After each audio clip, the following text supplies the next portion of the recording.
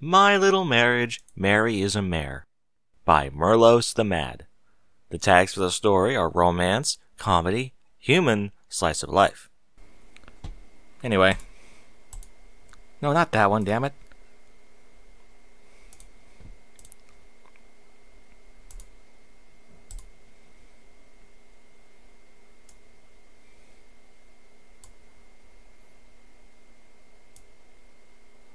Nope.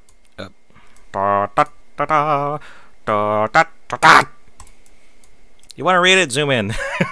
Alright. Yeah, just went through the shit fast. Alright, anyway. The 4400, pronounced the 4400, is a science fiction television series produced by CBS Paramount Network Television in association with BSK's B-Sky B, Renegade 83, and American Zoetrope for the USA Network. The show was created and written by Scott Peters and Renee Echevarria, and it starred Joel Gretsch and Jacqueline McKenzie. The series ran for 4 seasons from 2004 until its cancellation in 2007. In the pilot episode, an enormous ball of light deposits a group of exactly 4,400 people in the Cascade Range foothills near Mount Rainier, Washington. Each of the 4,400 had disappeared in a beam of white light at various times starting from 1936. None of the 4,400 have aged from the time of their disappearance. Confused and disoriented, they remember nothing between the time of their disappearance and their return. Let's actually get to the synopsis here. The National Threat Assessment Command, NTAC, a division of the Department of Homeland Security, is in charge of dealing with the return of the 4,400. Dennis Ryland is the head of NTAC. Ryland assigns Tom Baldwin and Diana Scoris as the lead team to investigate the 4,400. In Season 2, Ryland goes to Washington and is replaced by Nina Jarvis. In Season 4, Megan Doyle takes over as the head of the NTAC. Many of the returnees have trouble getting their lives back on track after being gone from the world for years. More significantly, a small number of the returnees begin to manifest paranormal abilities, such as telekinesis, telepathy, and precognition, as well as other gifts. For example, in the pilot, Sean Farrell manifests an ability to heal the broken neck of a dead bird, bringing it back to life.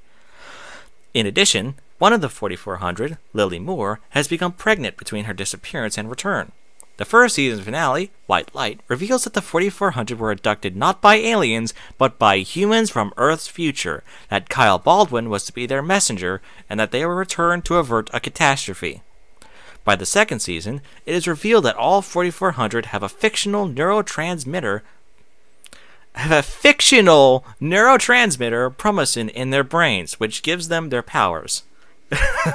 The government, afraid of what this large group would do with such power, had secretly been dosing all of the 4,400 with a promisin inhibitor, which had worked on most, but not all, of the 4,400. One of the inhibitor's side effects is potentially fatal immune deficiency.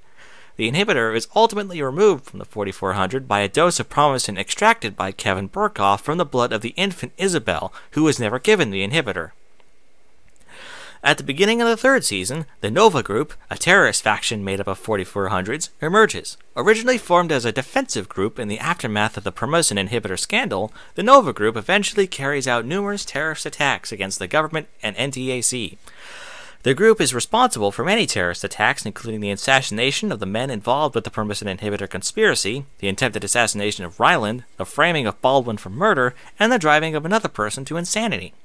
During the third and fourth season, it is revealed that only a certain faction from the future wants to see history changed. Another faction, which prefers the status quo, opposes the 4,400 and has sent their own operatives, including Isabel Tyler and the Marked, into the past. The exact motives of both factions have not yet been revealed. Eventually, Jordan Collier, a returnee who declares himself the savior of humanity, makes promising shots available to the general public. However, only half of the human population can actually tolerate promising and thus develop superhuman abilities, while the other half die upon taking the shot. Although the government outlaws promising use, thousands of previously ordinary people have developed superhuman abilities, severely implicating Intact's task. Collier later annexes a part of Seattle and transforms it into Promise City, a self-proclaimed paradise open to all people with superhuman abilities. The U.S. government attempts to reclaim Promise City, but meets with little success. At the conclusion of the series, Danny Farrell's uncontrolled ability exposed some of the residents of Seattle to promotion, resulting in about 9,000 deaths and as many newly empowered humans, while at the same time forcing the remains of NTAC, now themselves mostly permissive and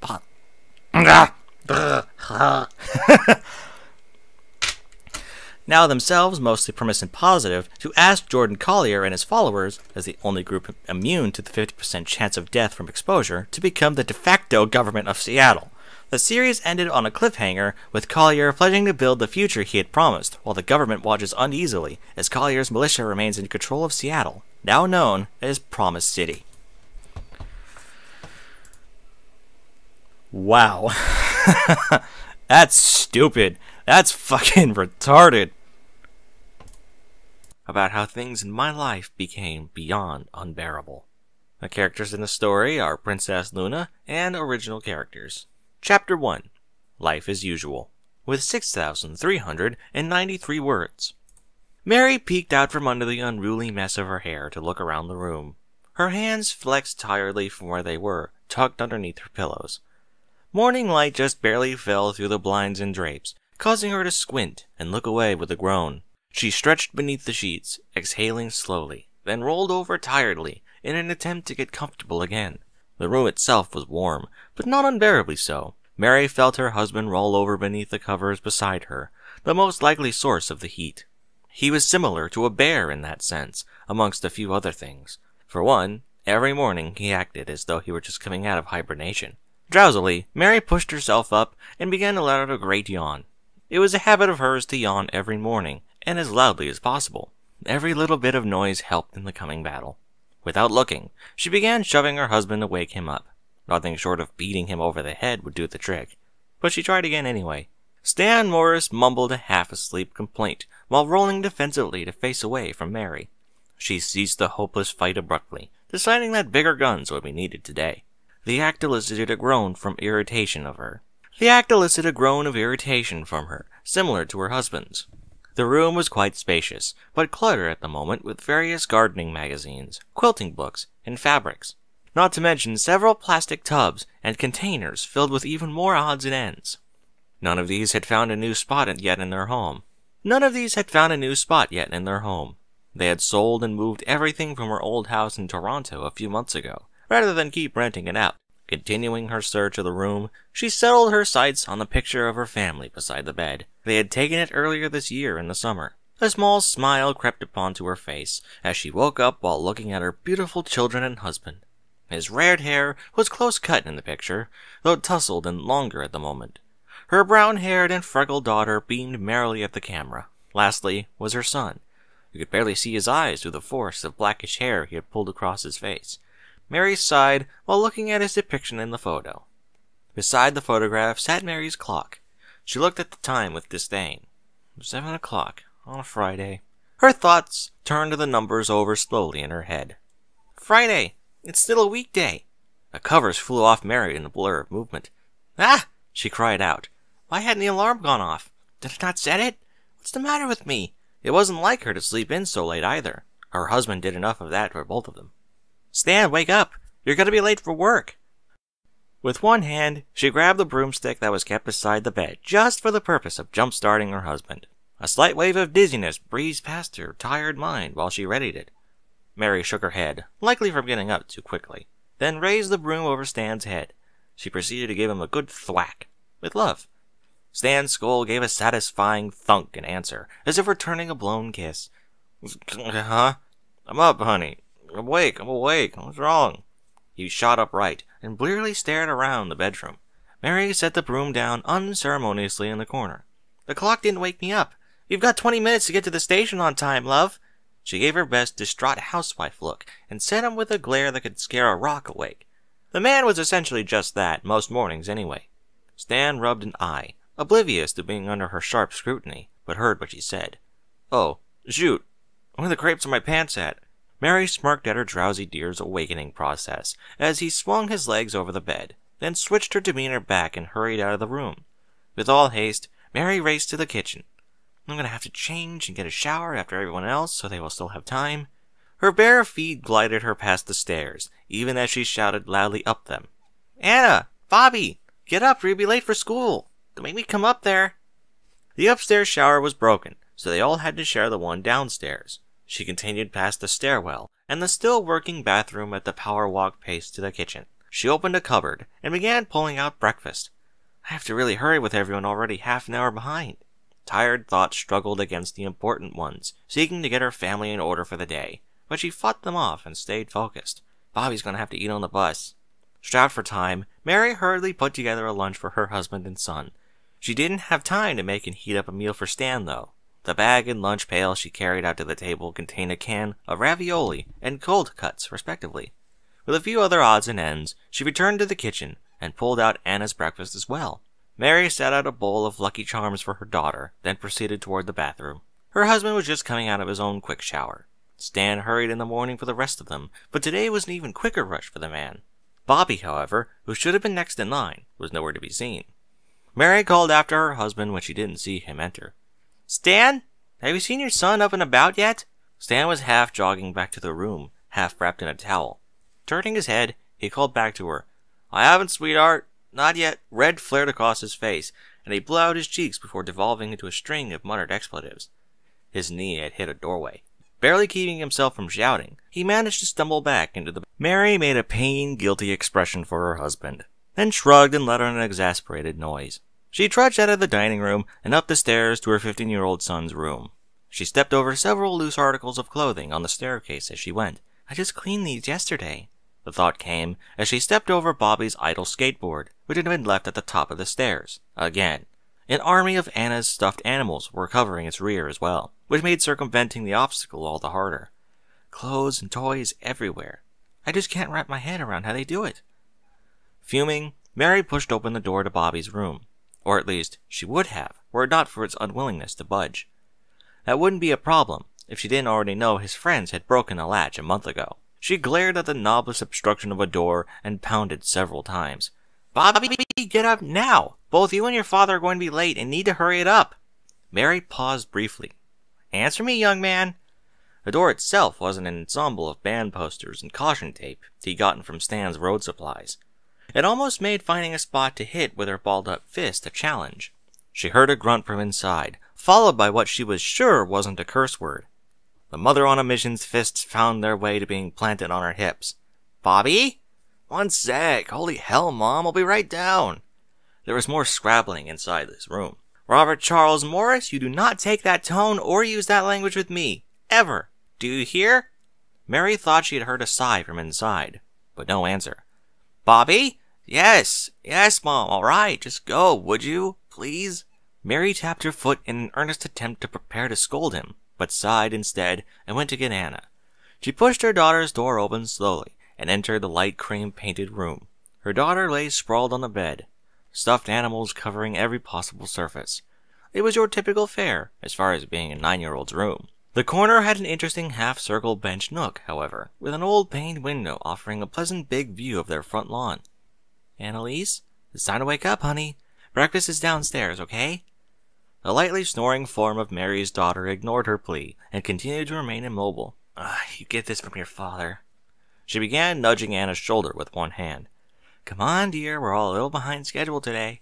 Do mommy a big favor and get up like a good girl, okay? One eye opened to look at her. Anna let out a huge yawn, for a girl her age anyway, and stretched after sitting up. Okay, Mom. Still dreary, bedraggled, and hungry, Mary let out a first sigh of relief that morning.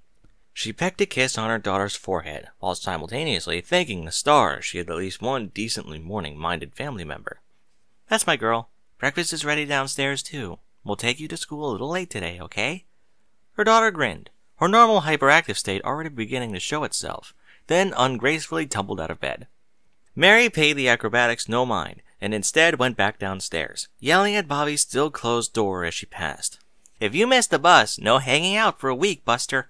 She only felt a little guilty for that, knowing she'd slept in too, but I won't tolerate that sort of attitude. Not now, not ever. A disgruntled voice followed Mary back down the stairs. What? He had shouted. Mary tugged on her long hair, which was currently not braided, without realizing it. Pulling her normally braided hair was a nervous tic she developed, and one she used quite often. It was always the way of it.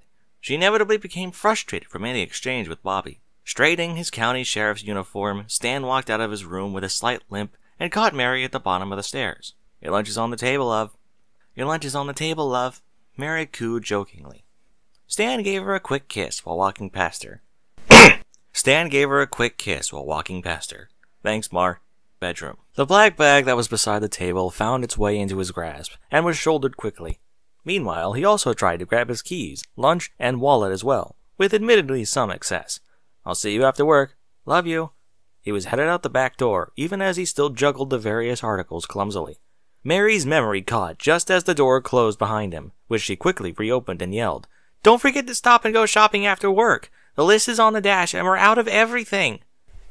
Mary had a little horse, little horse, little horse. Mary had a little horse whose fleece was white as jizz. Stan spun again to look back and wave while nodding, his lunch held in his teeth. "Oh dear, look out." Too late, Mary thought, wincing. Stan had run into the side of the fence gate. At least he only dropped everything this time instead of hurting himself again. Mary left the back entrance to her home and walked back inside, shaking her head. She had felt bad asking him to get the groceries and felt nervous about it. That man always gets some of the strangest things aside from what is on my list. The conclusion of that thought string spared her from too much guilt. That, and if he didn't go, her family of unruly little monsters wouldn't have anything palatable to eat until she could go after he came back with the car. They tried not to drive Stan's truck too much. Lately, it had started making noises. Mary strode back into the dining room where Anna was busy eating. The brightness in her eyes was already picking up luminescence as she continued to wake up. By the time she was at school, the girl would be a spitfire of energy. For now, her attention was stuck to the television. A bang announced that the bathroom door had opened, and sure enough, Bobby strode out. He paused after seeing his mother, then continued sullenly past her toward the back door. "Well, good morning to you too," Mary said cheerfully. She waited a moment for an answer, but he remained silent. "Oh shoot, I forgot your breakfast." She looked worriedly in the direction of the kitchen. Her son rolled his eyes as if to say, "Don't bother," and picked up his lunch and school bag. Slinging it over his shoulder, he left her and headed for the door. Mary shot for their kitchen, though. There has to be something. Aha!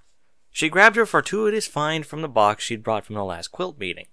The snack is still good. Surely it'll do fine. She managed to get to the back door before Bobby had left. "Here." Mary held the confection out. "Pay attention and be good, all right?" Bobby eyeballed what she held out to him. "A muffin?" he questioned sourly, but took the offering all the same with a neutral grunt. "I gotta go. Don't want to be late." The door swung open, and he slouched his way outside, continuing his slothful gait all the way down the street toward the bus stop. Mary frowned after him. "Love you. Be good." The door shut hesitantly under her grasp. Raising that boy gets more difficult every day. She massaged her head as she walked back inside. God, I still need to get dressed and shower and everything. A glance